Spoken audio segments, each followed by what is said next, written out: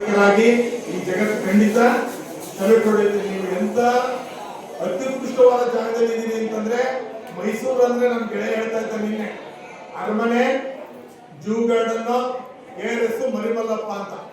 ಮೈಸೂರು ಅಂದ್ರೆ ಮರಿಮಲ್ಲಪ್ಪ ಅನ್ನುವಷ್ಟರ ಮಟ್ಟಿಗೆ ಇದು ಸುಪ್ರಸಿದ್ಧವಾದಂತ ನಿಮ್ಮ ಶಾಲೆ, ನಿಮ್ಮದೇ ಆದಂತ ಶಾಲೆ.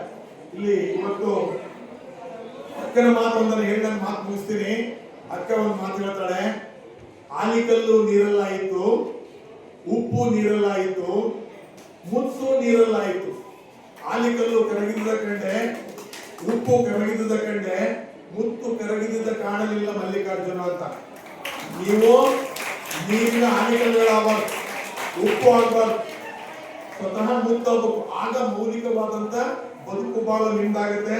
ಅಕ್ಕನ ಮಾತನ್ನು ನೀವು ನೆನ್ಪಿಟ್ಕೊಂತೀರಿ ಅಂತ ಹೇಳ್ತಾ, ಇವತ್ತು ಇಬ್ಬರು ಮಹನೀಯರಿದ್ದಾರೆ, ದತ್ತಿದಾನಿಗಳು. ಅವ್ರು ನೋಡ್ರಿ, ಅವರ ನೋವನ್ನ ನಿಮ್ಮ ನಲಿವನ್ನಾಗಿ ಪರಿವರ್ತಿಸಿದ್ದಾರೆ. ತಮ್ಮ ಮನೆಯ ಸಂಕಟವನ್ನ ಒಂದು ವೆಂಕಟರಮಣನ ಹಬ್ಬವನ್ನಾಗಿ ಮಾಡ್ತಾ ಇದ್ದಾರೆ.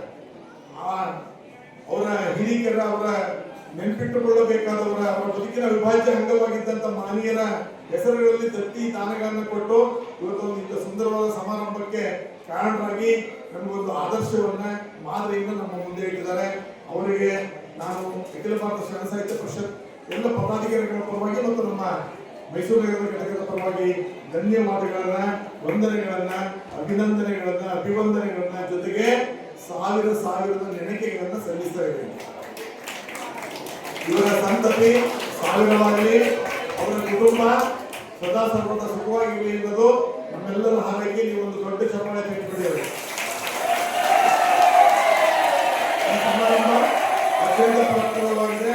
ಈಗಾಗಲೇ ಮಹಿಳಾ ಮುಖಪಾಲಕ ಮೇಡಮ್ ಒಂದಾರ್ಪಣೆ ಮಾಡಿಬಿಟ್ಟಿದ್ದಾರೆ. ಈ ಒಂದಾರ್ಪಣೆ ಮಾಡಲು ಒಂದೇ ಸಾಲಲ್ಲಿ ಒಂದಾರ್ಪಣೆ ಮಾಡ್ತಾರೆ. ನಿಮಗೆಲ್ಲ ನಮಸ್ಕಾರ. ಚಿಕ್ಕದಾಗಿ